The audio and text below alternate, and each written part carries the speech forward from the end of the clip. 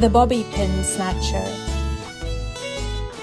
The notorious Bobby Pin Snatcher had struck again. The theft was executed with such skillful ease that Carmen didn't notice the absence of the pin until she popped into Gale's on her way home. Queuing in the overcrowded bakery, she felt the strand of loose hair in her neck, and instinctively her hand went there. Her fingers searched for the familiar bobby pin that was supposed to keep it all in place. It was gone. Carmen immediately knew that she had been the victim of a crime. Hadn't there been numerous reports about this perpetrator?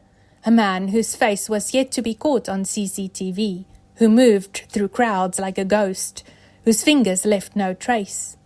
Why he took the pins or what he did with them, no one knew, but the destruction he left in his wake was clearly felt all over the city. In the days following the theft, Carmen started to notice changes. Small at first. Waking up half an hour before the alarm, forgetting an appointment, burning the toast. And then, a week after the pin was stolen, she pulled away when Fred wanted to kiss her. They both gasped in surprise. It was the beginning of a much bigger unraveling, and it could not be overturned. 3 months after her pin was taken, Carmen met a friend for coffee. It was a hot August day. She was shivering. "God, you look a mess," her friend said, and Carmen burst into tears. She blurted it all out. Fred left that morning. He said he didn't recognize her anymore. It was more than burning toast by now. Carmen had quit her job, a job she used to love but now couldn't stand. She hardly slept. She spent most nights roaming through boxes in the attic, looking for who knows what. While she talked, Carmen kept touching the strand of hair in her neck. "I couldn't help but overhear," the waitress said when she brought their bill. "I had a friend who lost a pin too. She used to be top of her class at uni, dated all the boys. I ran into her a month ago and I didn't recognize her.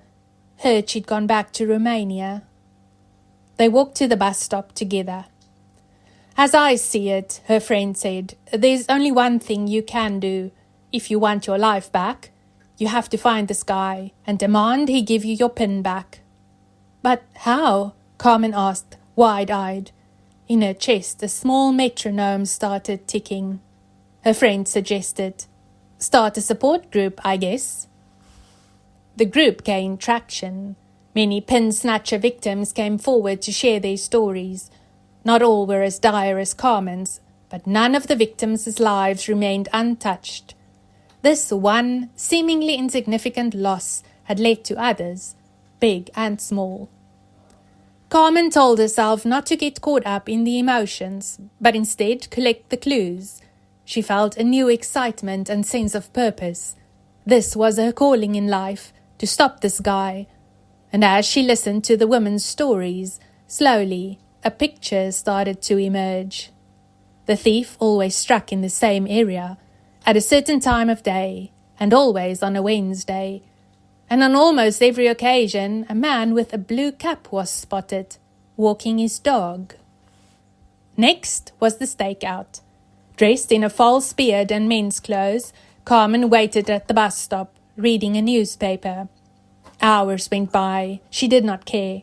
On the 3rd day, a man with a blue cap walked past, his dog on a leash. Carmen could hardly breathe.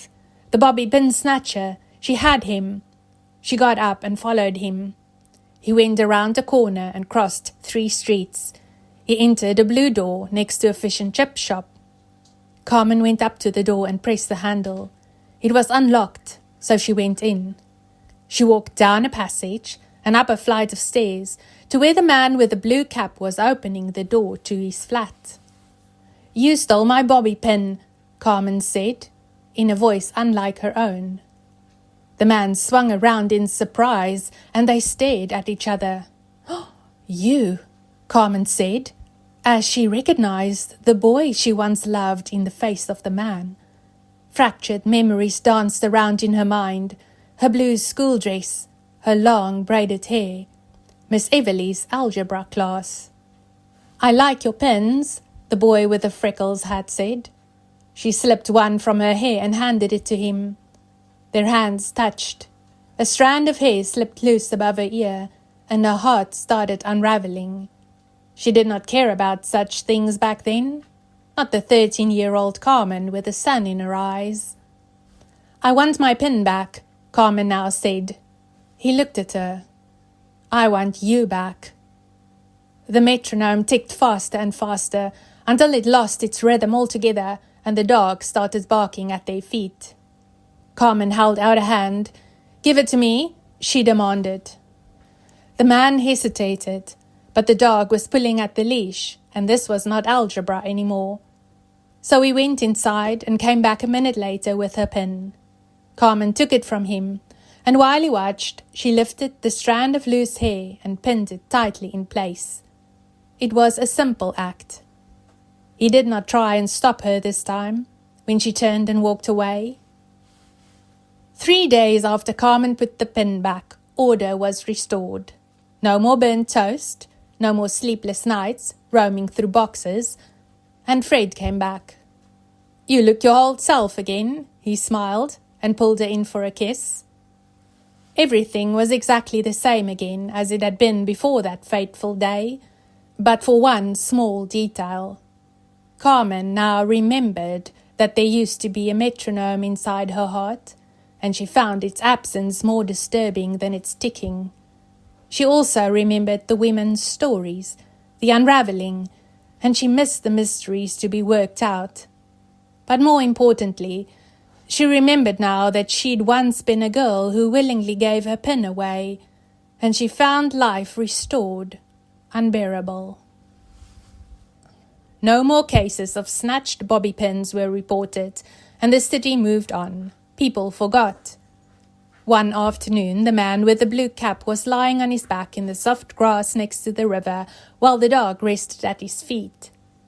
It was a hard thing, the man thought, to find what you were looking for, and discovery did not solve anything. He closed his eyes and drifted off, thinking of the girl with the braids he had once loved. From the bridge above, an arm extended over the railing. The hand opened, and a sea of bobby pins rained down on the man below.